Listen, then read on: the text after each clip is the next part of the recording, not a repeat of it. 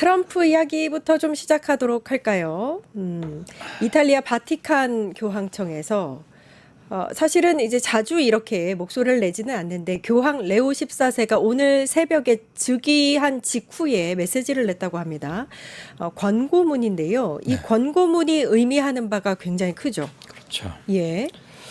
일단 처음으로 낸 권고문이에요. 네. 그리고 이분이 교황으로 추기경 회의 끝에 됐을 때 모든 언론들의 공통된 반응이 사회 참여 의식이 매우 강한 진보 성향의 분이고 첫 미국 출신, 물론 이분이 나중에 남미에서 활동해서 그쪽 국적도 취득을 하긴 했습니다만 그 두 가지 점에서 했는데 권고문이라는 걸 냈어요. 예. 캐톨릭 신자분들은 잘 아시겠지만 그렇지 않은 분들을 위해서 한 말 잠깐 안내드리면 교황 권고라는 것은 교황이 사목적 차원에서 발표하는 가르침으로 회칙 그리고 교황 교서 그 다음 교황 서한 그 다음으로 중요성 같은 게 거론이 되는데 그런 문서인데 수신자의 범위가 매우 넓고 구속력이 강하다고 합니다.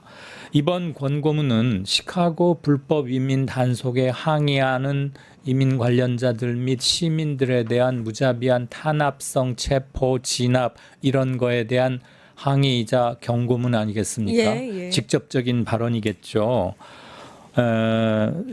교황청에서는 시카고의 레오라는 다큐를 제작해서 발표한 적도 있는데요. 현 교황이 즉위한 후에 아시다시피 현 교황은 레오 14세는 시카고에서 태어났고 젊어서 계속 미국에서 활동하다 이제 남미로 건너가서 그런 분인데 간단치 않은 파장이자 시카고 시카고를 둘러싼 미국 곳곳에서 벌어지고 있는 불법 이민 단속의 여파나 그 사태의 심각성을 보여주는 게 아닌가 그런 생각이 듭니다. 예. 이번 교황이 시카고에서 태어났군요. 네. 예. 그런 의미에서 좀 관심 있게 더 보지 않았나라는 생각도 들고 미국 내에서 사실 비판 여론이 상당합니다. 네. 엔비디아 CEO인 젠슨 황도 관련해서 이렇게 그 목소리를 냈는데요. 저희가 영상 보고 와서 얘기 나눠보겠습니다. Immigration is the foundation of the American dream. This ideal that anyone can come to America and through hard work and some talent be able to build a better future for yourself. I would say the thing that is even quite surprising this year, particularly last 6 months, demand of computing has gone up substantially. In order to win the AI race, you need to have all of the world's AI developers to be building on your platform. 네, 현재 비자 정책이면 우리 가족은 이민을 못 왔을 거다. 이렇게 쓴소리를 한 건데요. 네. 어떻게 보세요? 엔비디아라고 그러면 지금 미국의 이른바 빅테크 기업 첨단 IT 기술을 활용한 AI의 대표 주자이자 전 세계적으로 영향력을 미치는 기업이고 우리 일상생활에도 많이 들어와 있잖아요. 예. 챗 GPT니 리트니니 하는 것들을 다 저기 거 많이 갖다 쓰고 꼭 저기 건 아닙니다만 굉장히 중요한 기업인데 그 아메리칸 드림 치고도 어마어마한 드림을 일으켰고 과학 기술의 한 단계 높은 발전을 이끌고 있는 저런 사람조차도 지금 트럼프가 하고 있는 이민 정책이면 자기 가족은 여기 오지도 못할 것이다. 이런 말이잖아요. 그러니까 얼마나 가혹하고 표변하고 미국 위주로 즉흥적으로 이루어지고 있는지를 대놓고 비판한 거라고 저는 생각을 해요. 우리가 그 이름만 들어도 또는 로고만 들어도 알 수 있는 유명 빅테크 기업들을 이끌고 있거나 만들거나 인파운더 하거나 이런 사람들 실은 대부분 비미국 출신. 이민자들. 그렇죠. 예. 미국에 와서 공부를 한 뒤에 눌러 앉거나 뭐 어려서 왔거나 대학생 시절에 왔거나 그런 사람들이 대부분이거든요. 다 아시겠지만 우리 작가분께서 이걸 한번 모아주셨으니까 제가 이거 공유를 할게요. 예. 이제 H1B 비자라는 건 제가 이 다음에 바로 설명을 드릴 거고 메타 그 뭐죠 페이스북 예. 거기는 그 하버드 나오고 아마 미국 사람일 텐데 애플, 구글 뭐 이런 데가 이제 유명한 기업이고 엔비디아, 브로드컴, 인텔, IBM, AMD, 우버, 도어대쉬, 어도비 어도비 그 컴퓨터 프로그램 있잖아요. 예. 로빈훗, 휴렛 패커드, HP, 마이크론 이런 데가 모두 다 비미국계 출신 CEO들이 이끌고 있는 회사들입니다. 맞네요. 상당히 많네요. 우리 이름만 들어도 대충 예. 알잖아요. 컴퓨터를 꼭 아주 소상히 알지 못해도 컴퓨터를 쓰다 보면 바탕화면에 몇 개씩은 다 예. 있고 이런 건데 지금 트럼프식으로 하자면 여기를 이끌고 있는 쟁쟁한 이 사람들 뭐 불법 이민 또는 그에 준하거나 몇 년 공부하다가 얼만큼 더 기여를 하지 못하면 쫓겨나거나 그렇게도 될 수 있다는 거잖아요. 그러니까 심각한 거죠. 참고로 그 일론 머스크 테슬라 예, 만들고 예. 한 사람 뭐지 예. 막 우주에 뭐 막 쏘아가지고 네, 맞습니다. 위성 쏘고 있죠. 정말 신기한 게 예. 그대로 회수시켜서 캐처가 피처 볼을 받듯이 이렇게 받아가지고 어허, 다음에 예, 예. 또 쓴다면서요. 그 로켓. 예. 그거 얼마나 대단한 거예요. 그런 걸 막 해내던데 이런 사람들이 다 이른바 H-1B라는 비자를 통해서 미국에 기여하거나 어허. 미국에 공부했던 사람들이에요. 얼마 전에 우리 조지아에서 우리 노동자들, 근로자들, 전문가들도 많이 횡액을 당했잖아요. 다 비자 관련인데 이 H-1B 비자라는 건 조금 전에 젠슨 황도 말했지만 비이민 비자입니다. 그런데 미국에 있는 고용주들이 특정 전문 분야에서 외국인 근로자들을 잠시 고용할 수 있게 해주는 제도예요.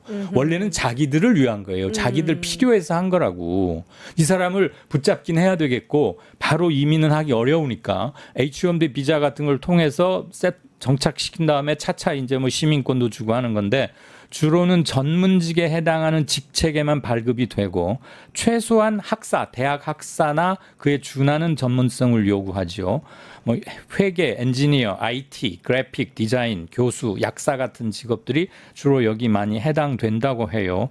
미국에 기여하는 바가 훨씬 큰 건데 이걸 이렇게 빡빡하게 운영하거나 어허. 자의적으로 하면은 미국을 위해서도 좋지 않고 예. 우선 인권 문제가 있지 않습니까? 맞습니다. 미국이야말로 예. 인권 강조하던 나라인데 미스터 트럼프는 도대체 뭐 하는 사람인지 잘 모르겠어요.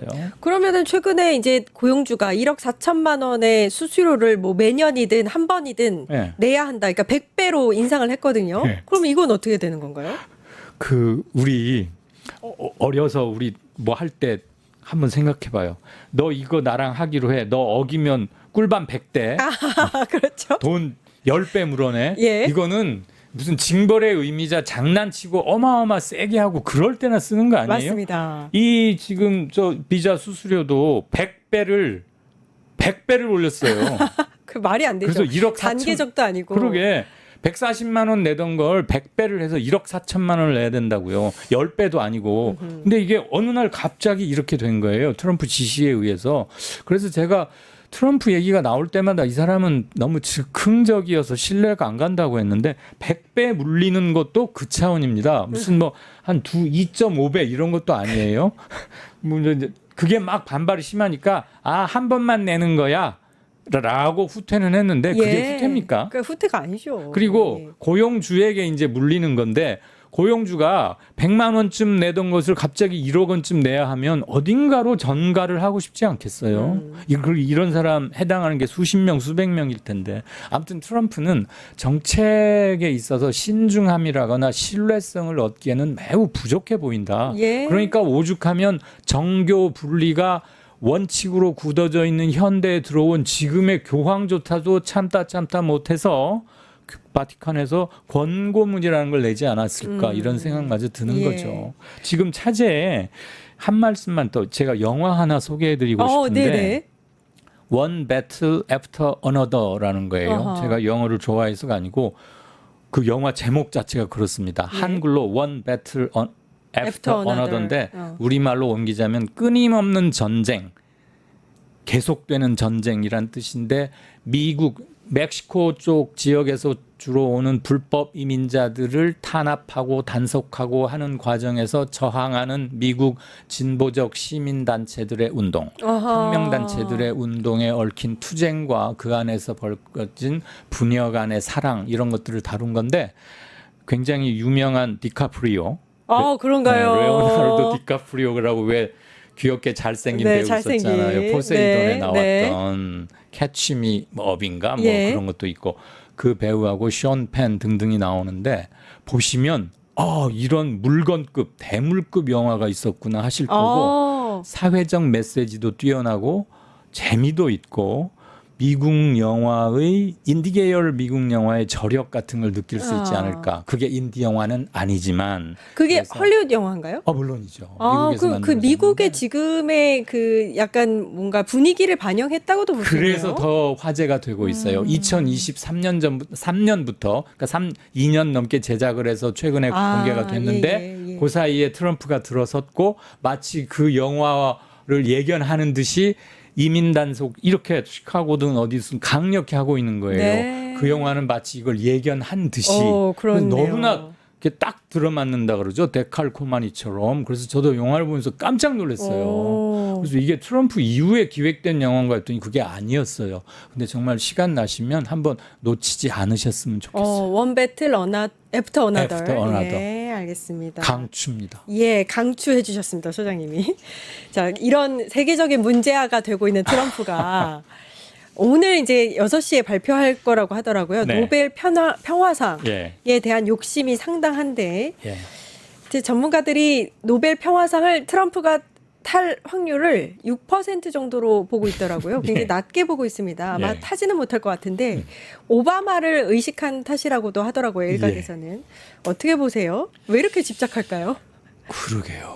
저도 정말 만약에 트럼프를 한 3분만 볼 수 있다면 묻고 싶은 거 3개 중에 3번째로 하고 싶은데 미국 사람들 재밌어요. 예. 뭐 우승 확률 몇 프로 수치로 해가지고 돈 내기 이런 것도 잘하는데 받을 확률이 6%라 글쎄 제 생각에는 그거보다도 적을 것 같긴 합니다만 오바마가 오바마는 물론 노벨 평화상을 받은 적이 있고요. 예. 트럼프는 지난번에 1차 집권 때도 무슨 북미 회담 뭐 그걸 해서 한 적이 있고 이번에는 9달인가 자기 취임한 지 9달 만에 무려 8개의 전쟁을 끝냈다. 역사상 이런 대통령이 있었느냐 그러면서 자기가 굉장히 평화에 기여한 것처럼 말하는데 비근한 예로 미국 국내 내치 문제 중 가장 현안인 이민자 단속 과정에서도 얼마나 비평화적이고 그럼요. 폭력적이고 예. 비인권적인 걸 횡행하지 않습니까? 예. 이런 사람이 평화상을 받겠다고 하는 게 좀 뻔뻔해 보이긴 하지만 본인도 아마